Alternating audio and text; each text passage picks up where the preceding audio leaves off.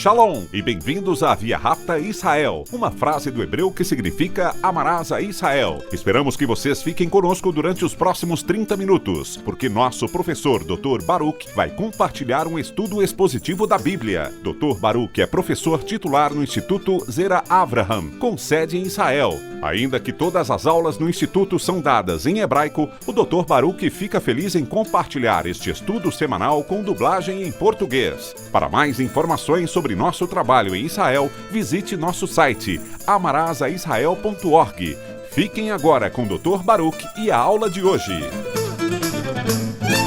Do you want to be different? Você gostaria de ser diferente? Vou refazer a pergunta de outra maneira. Você gostaria de viver uma vida que agrade a Deus? Uma vida em harmonia com sua vontade e perspectiva? Porque minha impressão é que muitos crentes, realmente, se falassem com sinceridade, não diriam, sim, eu quero essas coisas, sim, quero agradar a Deus. Não. O que eu ouço com frequência, que nossa visão e nosso compromisso, que nossa adoração a Deus e nosso amor por Ele está completamente baseado em que Ele faça coisas que agrade a nós. E isso não é adoração. Essa não é a mentalidade de um verdadeiro discípulo. Me preocupa muito a adoração hoje em dia, porque a grande maioria das canções contemporâneas fala só sobre o que Deus fez por mim, ou o que Ele está fazendo por mim, ou do que faria por mim. Quanto me ama, e coisas assim. E esse é o problema. Tudo é eu e eu. A adoração apropriada se trata de louvar primeiro a Deus, e principalmente por quem Ele é. E devemos entender que a adoração, e um estilo de vida da verdadeira adoração, tem a ver com a gente fazendo a vontade dEle, com que nós nos comportemos de uma maneira que agrade a Ele. Assim que novamente te pergunto, você realmente quer fazer a sua vontade? Você realmente quer ver as coisas na perspectiva dEle? Porque se Ele vai revelar a verdade dEle a você, você deve estar preparado para recebê-la, com o objetivo e desejo de levá-la adiante. E essa pode ser uma lição difícil de colocar em prática e obedecer. Toma a tua Bíblia e vamos ao livro de Mateus, capítulo 5. Iniciamos com esse assunto na semana passada, mencionando algumas frases. Mas quero voltar porque se trata de uma declaração muito importante. Ele diz em Mateus 5,43: Vocês ouviram o que foi dito, ama ao teu próximo e odeia ao teu inimigo. E isso tem sentido, mas eu lhes digo, amem aos seus inimigos. E esse texto em grego diz, e abençoem a quem os amaldiçoar. Abençoem. Esse termo abençoem não significa somente dizer coisas boas, mas a palavra bênção aqui tem a ver com comportar-se de uma forma que as coisas boas de Deus sejam dadas a eles. É uma palavra de grandes implicações, que demanda um compromisso com a outra pessoa. Então diz, vocês já ouviram que foi dito, ama teu próximo como a ti mesmo. É o que diz a Torá, V'ahavta lareha kamoha, e odeia aqueles que sejam teus inimigos.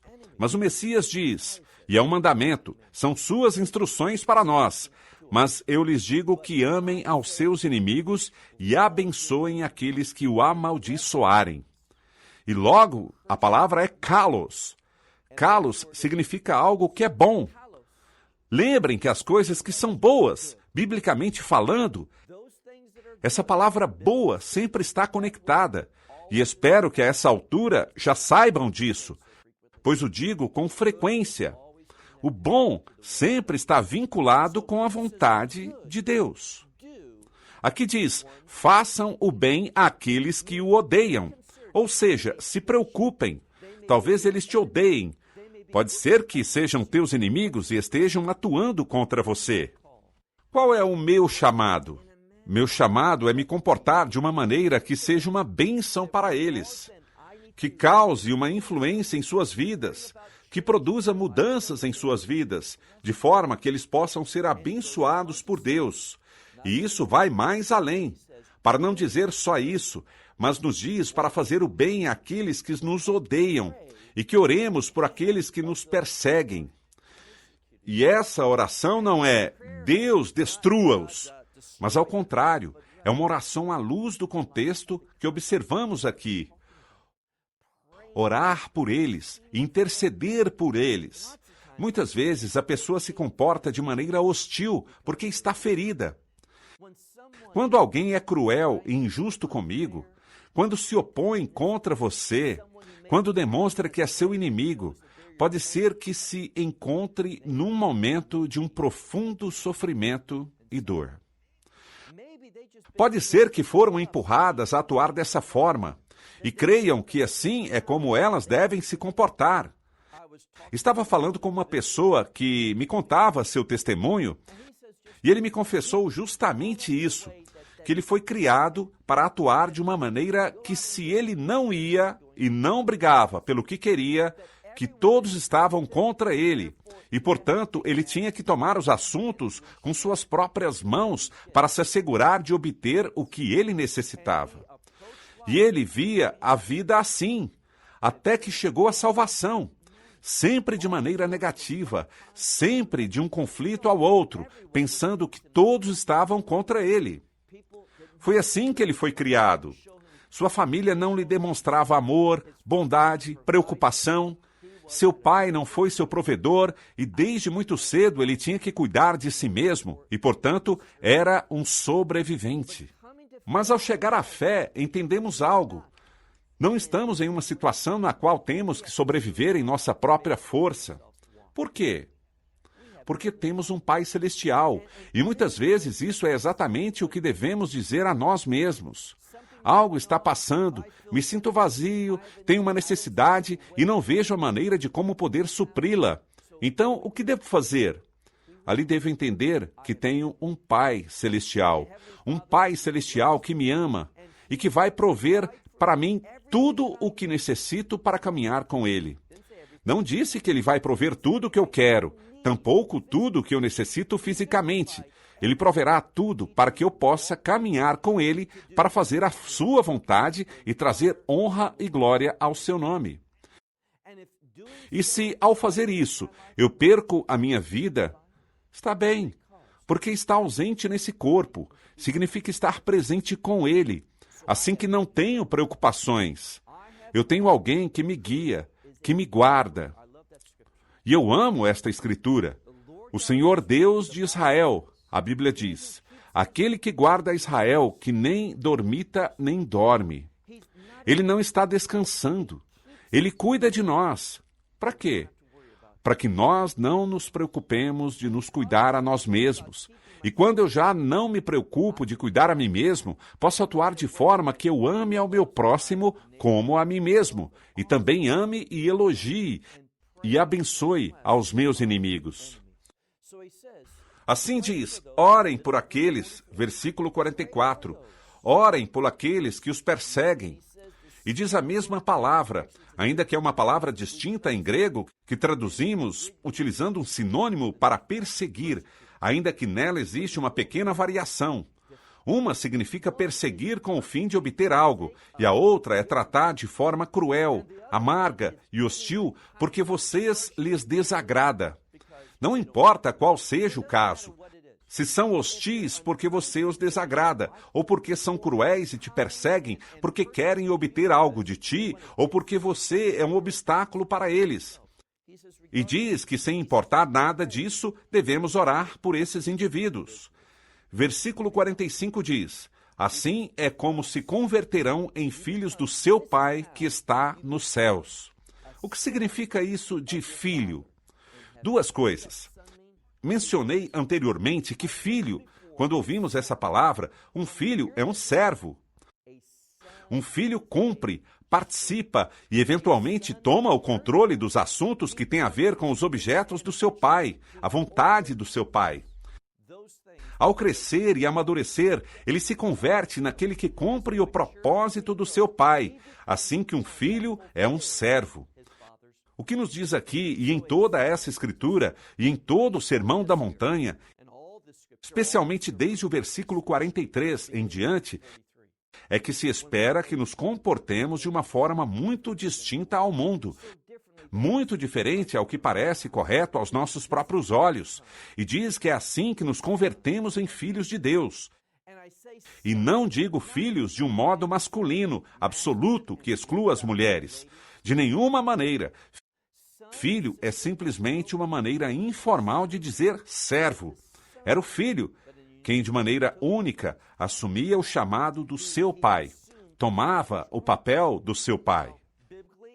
Biblicamente, como crentes, tanto homens como mulheres, somos chamados a ser filhos de Deus, servos de Deus. E da mesma maneira, esse termo filho tem outro significado muito relevante, e é que um filho também é, e espero que igualmente vocês saibam o que eu vou dizer, ser filho é também ser herdeiro. Vamos servir a Deus, mas entendamos que ao servir a Deus, também há uma herança que vamos receber. Por que nos diz isso? Ele nos ensina, assim é como devemos servir. E certamente, se o fazemos, teremos uma maravilhosa herança. Assim que se resume isso. Você realmente crê que existe uma herança? Realmente crê que esta era chegará ao fim e que nossa vida nesse mundo é como um sopro? E te preocupa a eternidade? Te pergunto novamente, realmente, qual é a máxima perspectiva que você tem da sua própria vida? É que minha vida é um suspiro e que pronto passará? E está bem, porque meu foco está na eternidade, no reino de Deus, ou em realidade, se verdadeiramente fôssemos obrigados a dizer o que cremos do mais profundo, isso seria, bem, espero que de verdade exista um reino e que essas coisas que estão na Bíblia sejam verdade, porque quero crer nelas e aceitei o Evangelho, mas realmente não estou seguro sobre esses galardões do reino. Essas bênçãos e a todas essas promessas, e devido a isso tenho pressão nesse mundo, por ter a sensação de que esse tempo está se acabando para mim. Porque assim é, e portanto me preocupo por obter, conquistar, alcançar coisas, porque talvez esse seja o final de tudo. Existe uma frase bastante conhecida de um comercial de televisão que diz o seguinte: você só vive a vida uma vez, e logo vem o fim. Portanto, deve buscar obter toda a satisfação. Usa a palavra gosto. Todos os gostos que possa antes de que tudo termine. Essa é uma maneira incorreta de ver a vida. Estou seguro que foi um comercial bem-sucedido, porque assim como o mundo vê a vida, como algo temporal, como algo que se acaba, o mundo nos dá medo. Existe escassez, existem muitas pessoas no mundo e por isso devo me esforçar para conquistar o que quero. Essa é uma visão incorreta. O reino no qual cremos é um reino de abundância. Não existe nenhuma escassez no reino e logo não temos que nos preocupar pelo que temos e pelo que não temos nesse mundo. Vivendo assim, nos concentraremos melhor em abençoar e ajudar aos outros. Assim que lemos, vamos às Escrituras no versículo 46, que diz, ou melhor, voltaremos ao versículo 45. Assim se tornarão filhos do vosso Pai que estais nos céus. Por quê? Nos diz que o sol, seu sol, e agora falamos do astro maior, o sol, ele diz que o sol brilha para bons e maus. Assim é Deus. Ele nos abençoa a todos nesse mundo.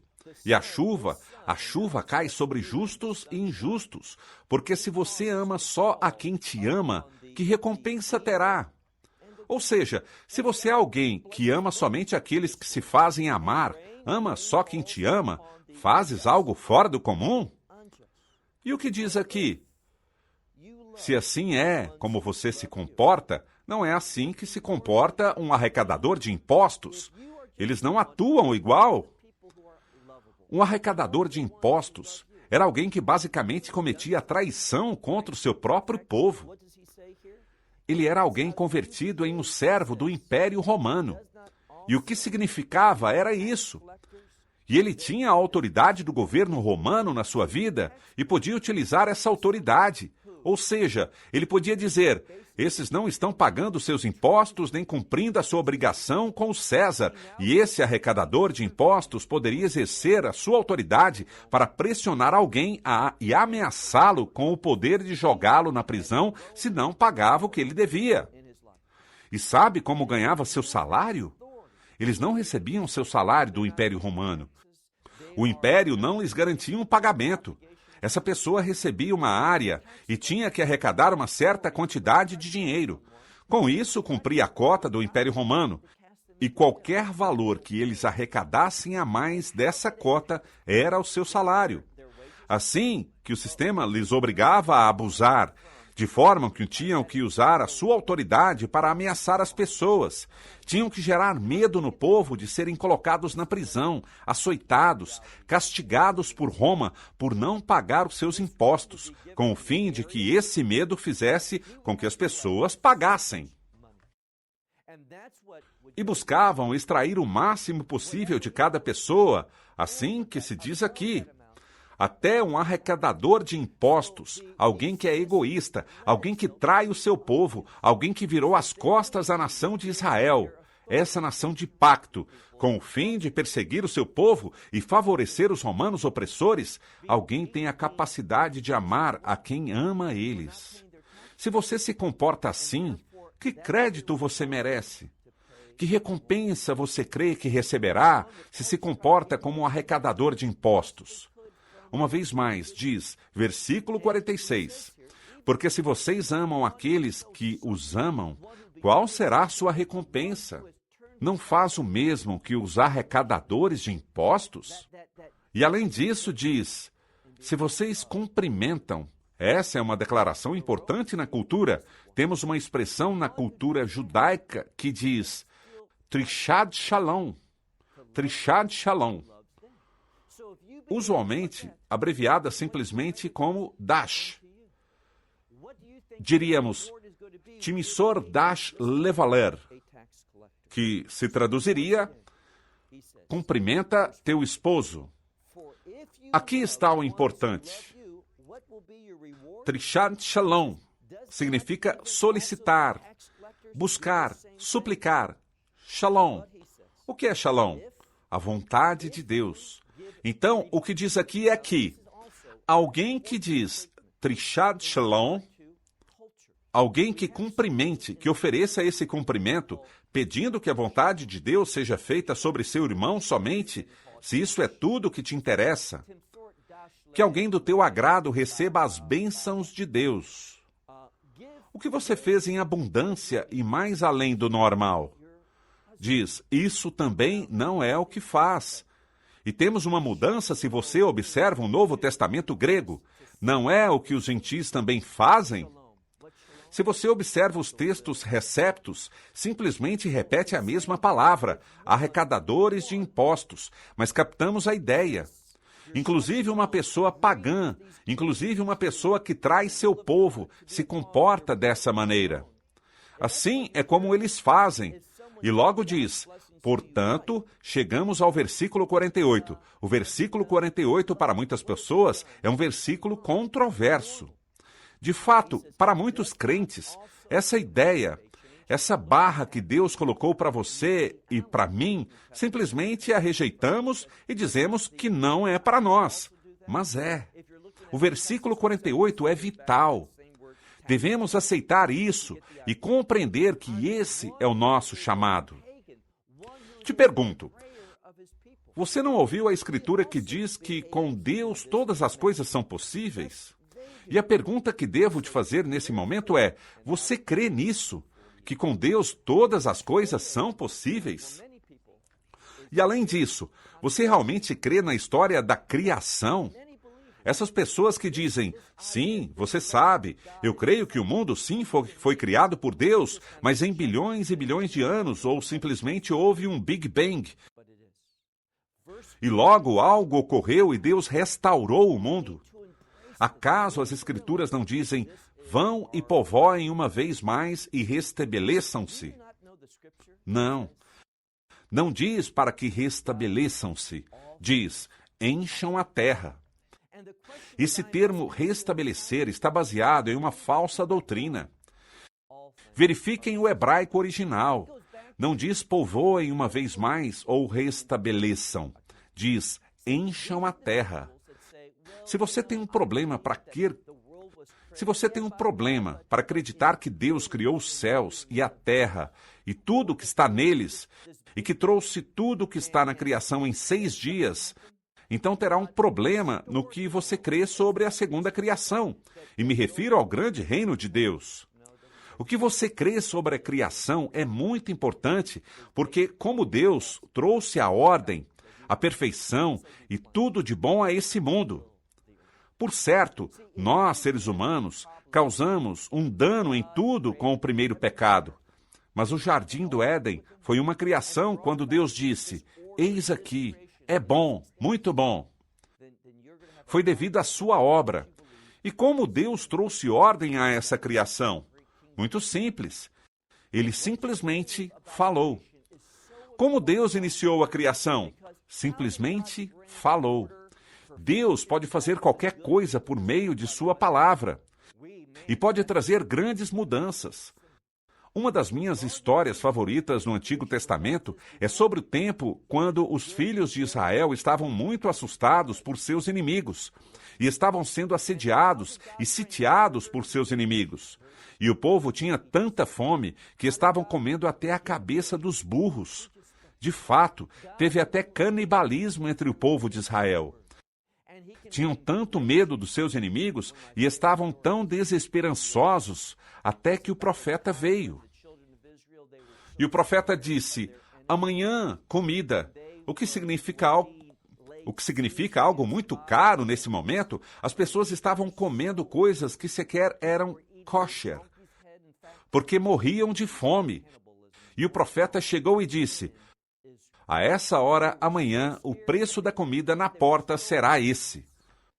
Comida na porta? Não há comida. Como poderá haver comida e como será tão barata? Como regressaremos ao que éramos antes do assédio? O que Deus fez? Simplesmente falou. E ele criou uma situação na qual todos os inimigos, esse exército numeroso que tinha sitiado os israelitas, ouviram um ruído, tiveram medo e começaram a fugir desse lugar. Mas as pessoas dentro dos muros da cidade nem sequer sabiam disso. Mas estavam alguns leprosos de fora, que foram suplicar por misericórdia, já que eles também tinham fome. E lhes disseram, qual a diferença? Vamos pedir misericórdia a nossos inimigos para que eles possam nos dar algo de comer, porque de qualquer maneira morreremos. E o que aconteceu? Chegaram para constatar que o inimigo já tinha ido e que havia comida em abundância, e comeram e foram contar tudo aos líderes de Israel. E as pessoas saíram e começou a comer e tal, como disse o profeta, o preço da comida voltou à normalidade. Deus fez isso num estalar de dedos. Assim que você realmente crê que Deus pode fazer todas as coisas, eu creio. E se Deus pode fazer todas as coisas, significa todas as coisas. Ele pode trazer uma mudança de justiça, uma mudança de perfeição à minha vida. Vejamos o último versículo hoje, Mateus 5:48. Há um mandamento aqui e devemos entender que realmente é um mandamento. Portanto, sejam perfeitos. É a mesma palavra que foi dita pelo Messias antes de morrer na cruz, disse, consumado está. Te asseguro que ele terminou sua obra e a terminou de maneira perfeita, ou seja, de uma maneira que cumpriu a vontade de Deus. Te direi algo, você e eu podemos cumprir a vontade de Deus para nossas vidas. E Deus deseja nos ajudar, nos apoiar. Ele nos unge para nos ajudar. O versículo 48 é um versículo que devemos observar, meditar, orar, para que seja feita uma realidade e cada manhã lembrar qual é o nosso chamado. Ele diz, portanto, sejam perfeitos. Perfeitos como? Segundo o meu conceito do que é perfeito. Segundo o que o mundo vê como correto, perfeito ou adequado? Não, diz assim como seu Pai. Tentamos algo. Ele poderia ter dito perfeitos assim como Deus é perfeito, mas porque se refere a Deus como Pai? Qual é a razão? Porque sempre que nos encontramos com o termo Pai nas Escrituras, é referência a Deus, o Pai. Sabem no que você deveria pensar? Num provedor. Um pai é um provedor. E ele proverá tudo. Escutem bem, ele proverá tudo o que necessitamos, com o fim de que o sirvamos. Como? Servi-lo de maneira perfeita. Não diga que, bem, mas eu só sou um pecador, salvo pela graça, portanto nunca poderei fazer algo realmente bom, justo ou perfeito. Sim, você pode. Por quê? Porque não é você fazendo, mas é o Espírito de Deus fazendo isso em você. Então, anote esse versículo no teu coração. Esse é o objetivo. É o que nos esforçamos por alcançar e é o que Deus espera de nós. Falharemos ao tentar cumpri-lo? Com frequência o faremos. Mas conseguiremos? Sim, haverá momentos nos quais caminharemos em perfeição e louvaremos a Deus porque se trata da sua obra em nós. E diz, portanto, sejam perfeitos, assim como vosso Pai, esse provedor. Assim como vosso Pai nos céus é perfeito. O que isso nos diz? Nos diz que se espera que sejamos como Ele, que se espera que façamos sua obra em tudo. Ouçam bem, tudo que Deus faz, o faz perfeito. A pergunta que deveremos nos fazer é, estamos nos esforçando? Temos a aspiração de sermos perfeitos? Não segundo as perspectivas do mundo, mas segundo a perspectiva de Deus. Fazendo a vontade perfeita de Deus. Quando foi a última vez que você orou? Deus, usa-me para que eu possa, de maneira perfeita, cumprir teus propósitos hoje. Assim é como um servo de Deus ora, vive e mantém sua esperança. Bem, que Deus te abençoe ricamente. Até o próximo programa. Shalom, desde Israel. Esperamos que você tenha desfrutado da aula de hoje e que possa compartilhá-la com outros. Te convidamos a participar e nos acompanhar a cada semana, a esta hora e por este canal, em mais um episódio de Amarás a Israel. Para mais informações em português, visite amarasaisrael.org, onde encontrará muitos outros estudos realizados pelo Dr. Baruch. Até a próxima semana. Que Deus, nosso Messias e Yeshua, nosso Senhor Jesus Cristo, te abençoe durante a sua caminhada com Ele. Shalom, desde Israel.